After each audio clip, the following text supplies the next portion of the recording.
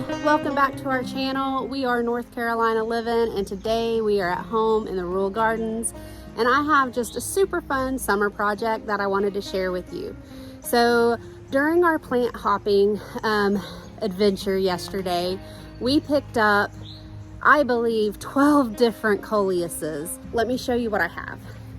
I have this empty whiskey barrel, and I thought it would just look really nice to fill it up with some Coleus and some other plants. So first, let me just show you what I scored yesterday. And we will start with Linda's Plant Farms. So at Linda's Plant Farms, I picked up 8 different Coleuses. I absolutely love Coleus. It's about the only annual that I will purchase other than hanging baskets, because of the variety of colors and shapes and textures that it adds. Some of them I potentially might put in the ground, but a majority of them are going to go in this barrel. But anyway, let's start. So the first one here is called Color Blaze Golden Dreams. I mean, look at that lime green with that maroon color in the center. Just beautiful. The next one I have here is called Main Street Ocean Drive. Now it's got a deep burgundy color, super thick through the center with an edging or outline of that lime green. So I love those contrasting colors together. Moving right along, this one is more of that burnt orange color. I kind of think of, looks like fall colors, but it's called Wall Street. And the leaves are smaller, but the majority of these plants, they're gonna get like 2 feet tall, if not taller. As I was saying earlier, they're aggressive growers, and I mean that in the sense that they get so tall very quickly. So I wanted a big pot for them to go in. Next, we have this bright yellow one with splotches of green. This is gonna add a really nice pop of color in this barrel that I make. And this is another Main Street version called Riverwalk.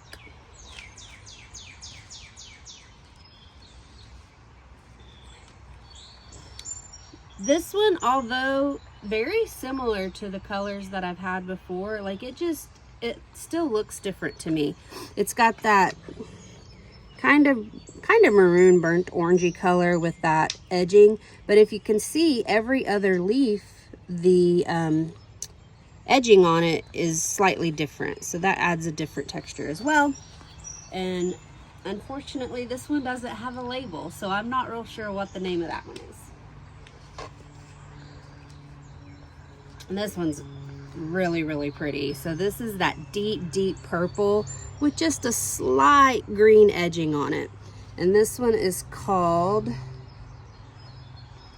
Volcanica.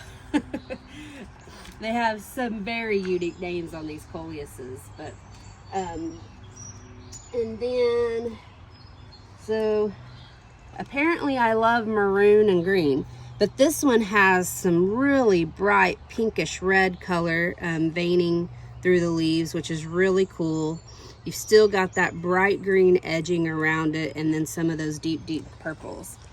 And this is another Main Street version called Orchid Road. I did pick up a couple of shade plants as well at Raymond's, and I'll mix it up just a little bit, and I picked up a hosta. So in Oklahoma, I had over 80 different varieties of hostas. Towards the end of our last year of being there, I thought, you know, if Brian's gonna have a collection of something, I need to have a collection of something. So I decided to collect hostas. And I had so many, and they were beautiful. I don't have the shade here that we had in Oklahoma, but I'm still incorporating a few hostas into the landscape. And this one just caught my eye because of the rippled effect on the edging of the leaves, not to mention that yellow variegation that it has on the edges of those leaves. And this one is called Wee! But anyway, I'm excited to add this one to the garden. And then I did pick up 3 different Coleuses as well. Some of the colors are kind of comparable to what I got at Linda's, but the leaf structures on these are completely different. Let me show you what I'm talking about. This here, look at that purple But look at those leaves. Like, they're super serrated. And they have a very deep green edging around it. And this one's called kiwi fern. So that makes sense of why the leaves are like that. They kind of got that fern-like leaf structure. Next here, we have a downtown Santa Monica. This one just is wild. Look at those wicked colors. It almost has a tie-dye feel to it with the pinks and the greens and the yellows and the deep burgundy on the end. Hi, Buddy. Buddy, the neighborhood cat, has decided to come and say hello. All right, and the last Coleus that I got was Stained Glassworks Tilt-A-Whirl. And the crinkling on these leaves is really cool too. And you've got a mixture of colors, again, with those lime greens, the deep burgundy, and then kind of that bold red. It's not a fire engine red or anything, but you can tell it's just a bold red. But anyway, this is gonna add some really cool texture to our garden. And so my plan, we did have to run to Lowe's this morning to grab a couple of things. So I went ahead and picked up a couple of additional plants to go in the whiskey barrel. So this is just an ornamental grass that's a deep purple burgundy color, called Red Sensation Cordyline. But I thought that would look really cool in the center. And then around the edges, I'm going to put this creeping Jenny, so it's going to fall down the sides of the border of that whiskey barrel.